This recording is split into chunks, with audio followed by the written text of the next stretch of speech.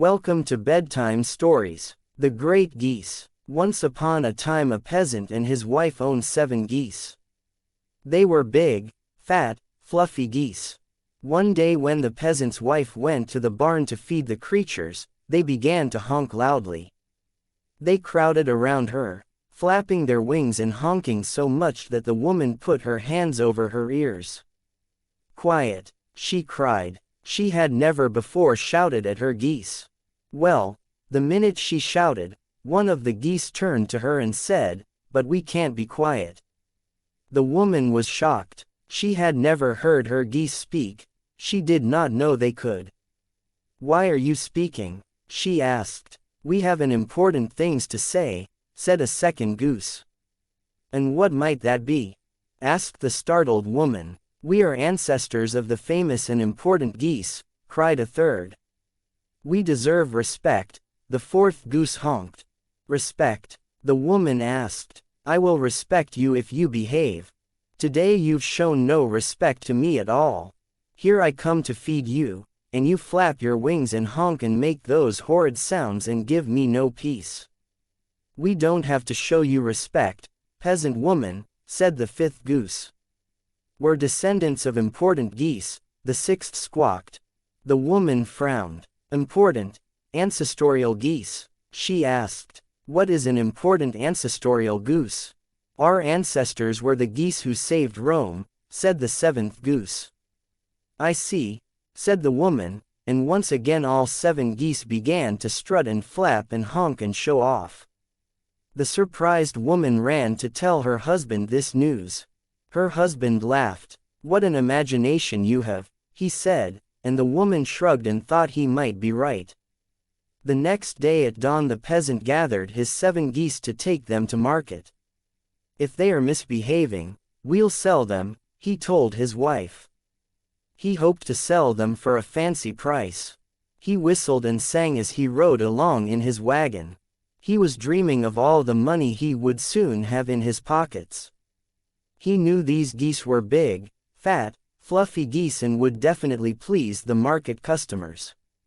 The geese, of course, were furious. They honked and flapped their wings and screeched at the top of their lungs. "Stop jostling us," the first goose cried. "Didn't your wife tell you who we are?" The peasant cocked his head to listen. "Yes, she did," he said.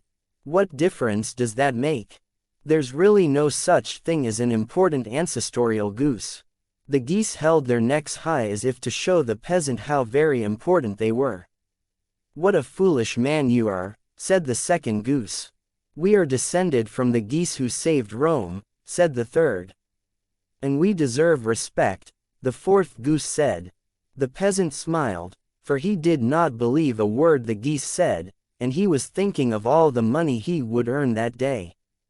"Not only that," honked the fifth goose, "but in Rome, they hold feasts in our honor and they praise and spoil us."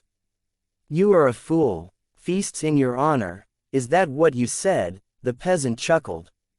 And just then they arrived in the market. As soon as they arrived, a young man hurried over to the wagon to look at these big, fat, fluffy geese. While the young man looked, the peasant strolled away.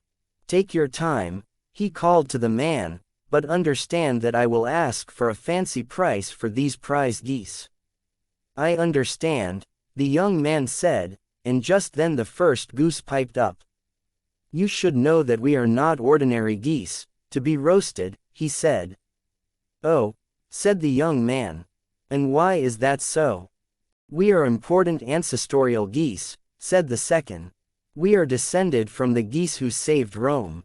You understand, right?" The young man nodded as the third goose said, "I hope you're not as foolish as our master and his wife.